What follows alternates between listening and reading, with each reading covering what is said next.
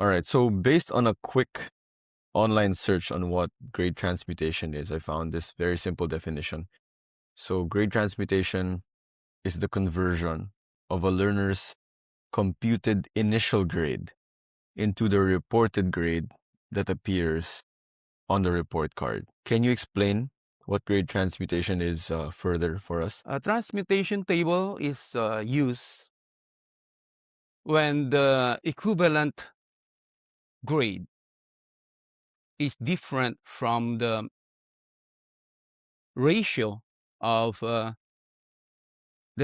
row score of a learner over the perfect score.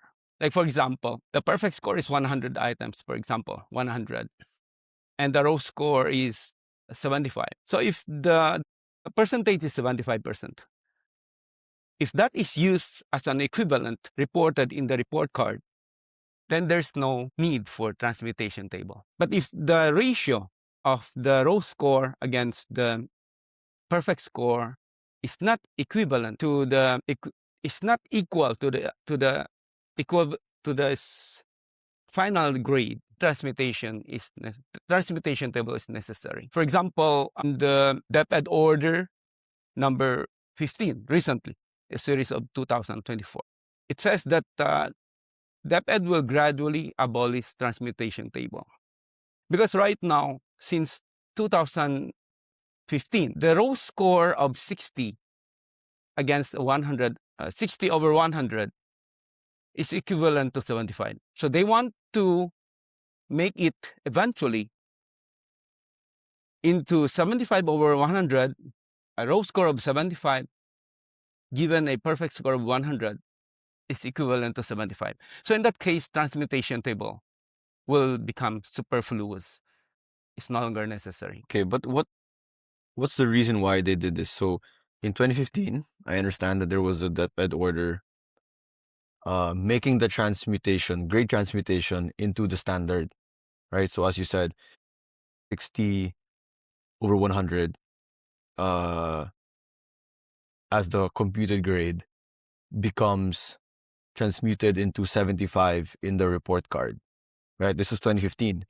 And in 2026, gradually going away from this system. Do you know why in 2015 what's the reasoning behind this?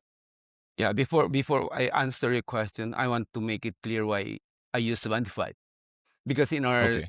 grading system, 75 is the lowest passing score for a learner to be promoted to the next level. So below 75 is failing.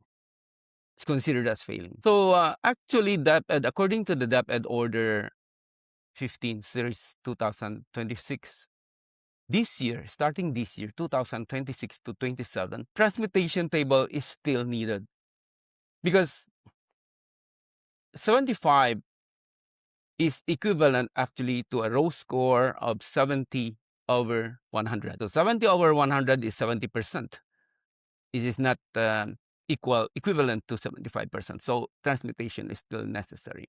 The reason given by the DepEd is that it wants to eliminate the so-called mass promotion. It is known in the academe that there's such thing as, especially in the public school, that I don't know how true is this, but there's an impression that in public school there's the practice of mass promotion. But based on the explanation of many DepEd officials, that there's no such thing as mass promotion. We have a impression that in public school no one is allowed to be retained in the same level after a year. But actually, the many officials in the DepEd would not agree to this. They said there's no such. It is a wrong interpretation of the so-called "no child should be left behind." It is not equivalent to mass promotion. It is just that DepEd wants that the teachers or the school should do something to help the child or the children who are failing, to help them with their learning, so that they eventually they will reach at least a grade of they will attain at least a grade of 75. That's the Can you explanation. explain But for us really quickly what mass promotion means? mass promotion meaning there's no one should be retained in the same level, Okay, so regardless promote. of what the child, whether he gets a grade of below 75. That's the explanation. But I just can't understand why that's the explanation of the department, that they want to eliminate the so-called mass promotion. Precisely the rationale behind the DepEd Order number 15, Series 2026. This is for this school year 2026. The transmutation table is still needed, but next year, 2027 to 2028, starting next year, the row score of 75 over a perfect score of 100 will be equivalent to 75. Transmutation table next year would not be needed anymore. So this is for all schools, public and private schools. Supposedly, because I think that that's just mentioning about public school, but I suppose if that works, this system would work, they would expand it. Right. Let's go back to 2015. So you've explained to us that in 2026, they're slowly phasing out the transmutation table, right? But let's go back to 2015. Why was it instated to begin with? Like, what's the point of it? Actually, transmutation table preceded 2015. Before 2015, there has been transmutation table being used in private and public schools. I think it started in 1980s. I cannot remember before 1980s. I did not have a data. I wanted to check it, but I could not have an information on what was before 1980s, because there was, I think, a UP professor mentioned before that the transmutation table started in 1980s. But aside from that, I could not verify it, well, how true it is. Maybe I had to dig up the DepEd order before 1980s. But before 1980s, there was no transmutation table in our time. I don't know whether that's true or not. But never mind. Starting 1980, transmutation table was used in the public school and public school. And private schools followed it. The row score at the time equivalent to 75 is 50 over 100. That's much lower. So in 2015, by the time the DepEd shifted to K-12, more or less at that time, the same reason is given, that 50 over 100 was so low, that there were lots of learning gaps experienced by lots of children which were concealed, cannot be seen because of the 50 over 100, because they pass by reaching 50, just reaching 50, row score of 50, half of the items, the child will pass. So lots of learning gaps is not reflected in the grading system. So that's why they in 2015 they started to have 60 as the rows, as the pass, 60 over 100 equivalent to 75. Started in 2015. And now, this year, they wanted it to gradually increase it to 75 over 100. Okay, but what's the point? I think what I'm trying to ask is, what's the point of having a transmutation table in the beginning? Like, why not, if 50 is too low, why not just make it 75? Why have a table to transmute the grades from raw grade to reported grade? What's the reasoning behind the table to begin with? Like, why not just change the passing grade from 50 to 60 to 70?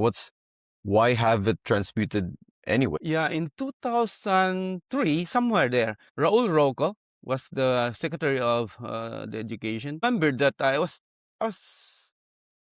remembered that he wanted to have the raw score of 50 increased to 70. 70 over 100 is equivalent to 75 at the time. That was around 22 years ago. Many in the public school protested, especially those who are in the front line.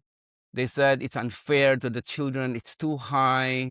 Lots of reasons were voiced out by those who are especially in the front line, in the public school. Private schools, I did not react that much because private school may or may not follow the DepEd order. But public schools, I remember they even staged some rallies in front of the DepEd central office. So what is one major reason? There are lots of reasons stated, but one major reason is that it's unfair, too harsh for the children. I don't know why is it unfair, but that's the reason. So it died. It did not push through. Transmutation, the passing score went back to 50 over 100. So that after that, more than a decade later, DepEd finally found out that, it's too low.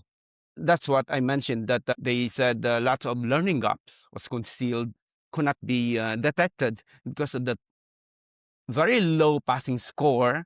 The children probably were not good in literacy or numeracy, that's what they mentioned, but were promoted because of the transmutation table. So one reason also stated is the result of the PISA, PISA. In 2018 and 2022, the results, and also the findings of the second Congressional Commission on Education, the EDCOM2, recently, that the percentage of Filipino children reaching minimum proficiency is less than 20% nationwide.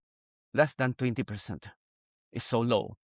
And only around 1% to 3% were considered as advanced or top performers. So it was a congressional study, and they were so alarmed.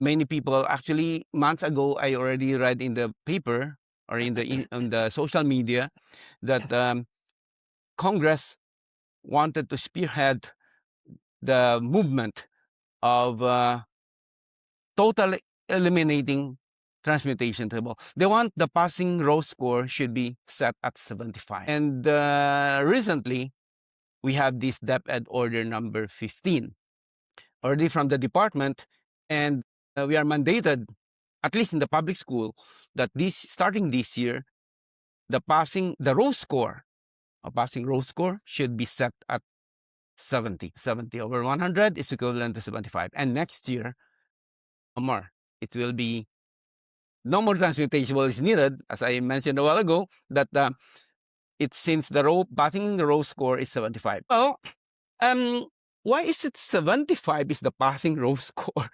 There's no such basis, really.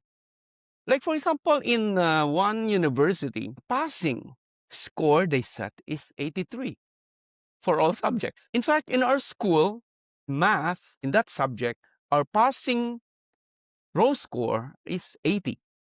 So a child, in order to get a 75 score of 75, a grade of 75, he or she has to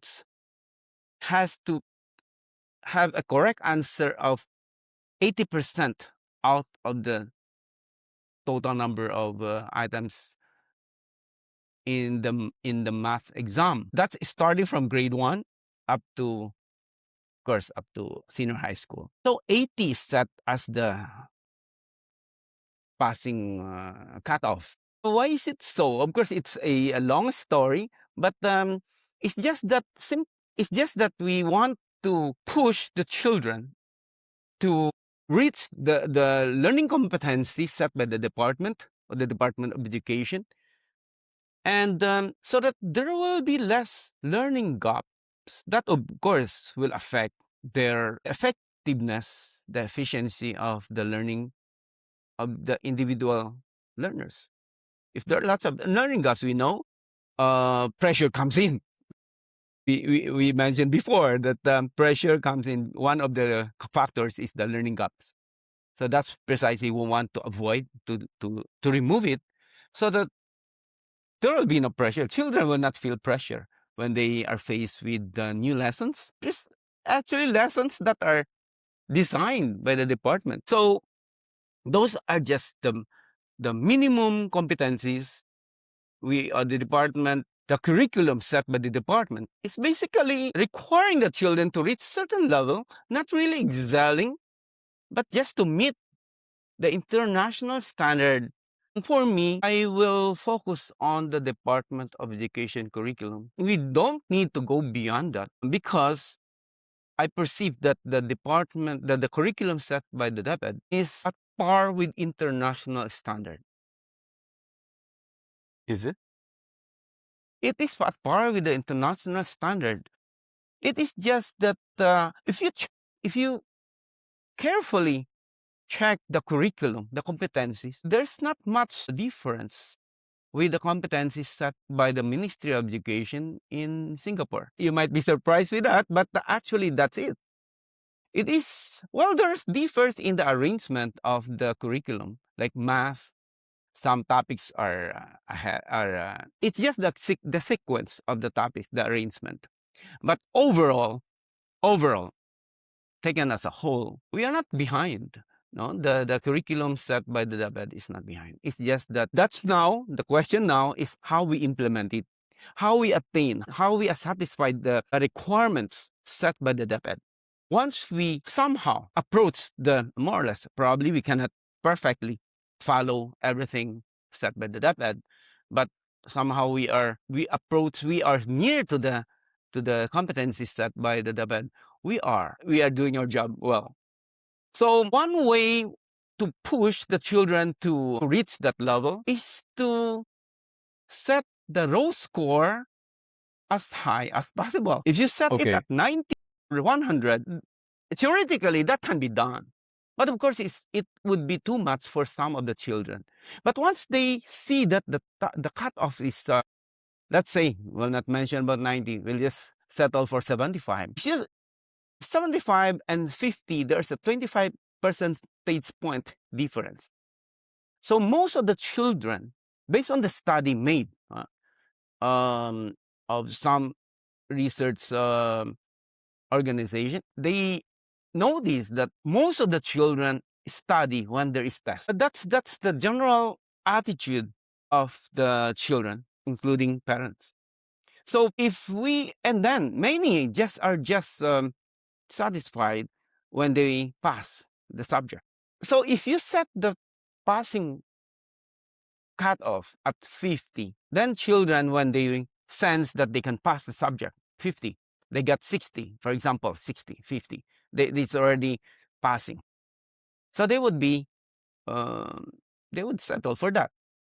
But if you set it at 75, they would strive harder so that they can reach that cutoff. So meaning once you set the bar higher, children would tend to adjust their learning target that they have to pass. No one wants to fail. No one wants to be retained. They want to pass. So they will study harder, try to reach, of course, they have to reach the cutoff set by the system.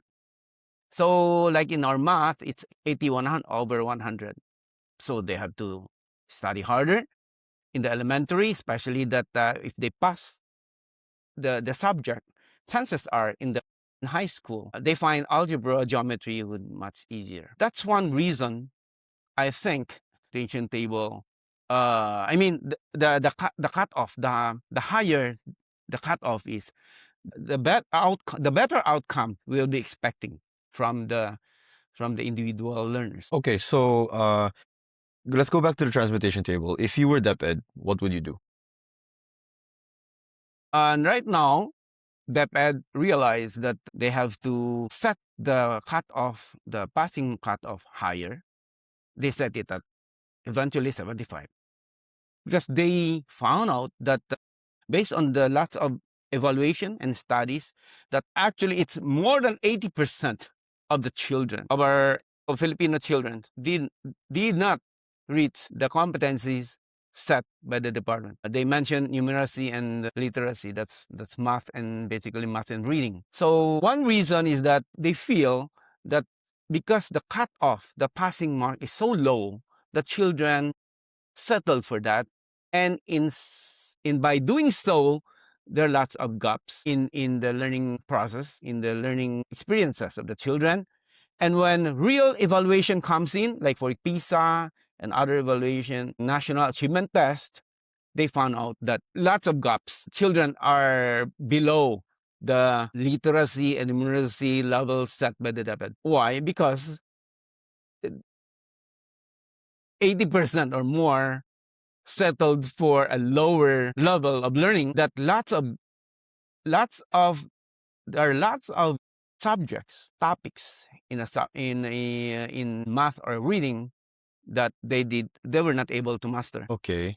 So if you were DepEd, you'd raise the bar, you'd raise the passing rate to avoid learning gaps. But how would you respond to the problem of lack of promotion? So you mentioned earlier mass promotion, where even those who did not really master what they needed to master at their level were promoted to the next grade level. So the problem with raising the bar, raising the standard, is what if not enough learners pass, and then we end up retaining, or becomes that becomes the problem. How would you solve that problem? Yeah, raising the bar is not a problem. The problem is once you raise the bar, what will happen to maybe 60% of the children who have been used to the kind of learning habit they had before. This is the difficult part. DepEd, this is not a this is the abolition of the transmutation table should be taken as part of the overall system of upgrading the educational standard of the country. And once you raise the bar, there are lots of the learning, the teaching style of the facility, of the teachers, the way the children will learn. There should be a total overhauling. How to guide the children to attain that, like 75 over 100, from 50 to 60 to 75, it's not easy. So the way they study, children should be taught how to learn. That's the hard part. But you have no choice. If you cannot hurdle this, if children still stick to the old habit of like they don't review. Actually, there's a study in Harvard that for the children to be able to master the lesson, reviewing notes daily is one important factor. So if they don't do that, another is doing assignments carefully. If they don't do that, this 75 over 100, the removal of the transmutation table, will not work in such a way that many learners will not be able to pass, will not be able to reach that new roll score of 75. So if majority cannot reach that, I think that the next step is to go back again to having transmutation table. That's the only way. Or else many will not be able to pass. But is there a possibility that the Filipino kids would be able to cope with a new level of passing cutoff? I think in ISA we prove it that it can work. This is our 22nd year of our operation without transmutation, without the use of transmutation table. And he even mentioned a while ago, math, we have 80 over 100 as our passing cutoff. Did we have experience mass retention? No, we did not. We never screen children.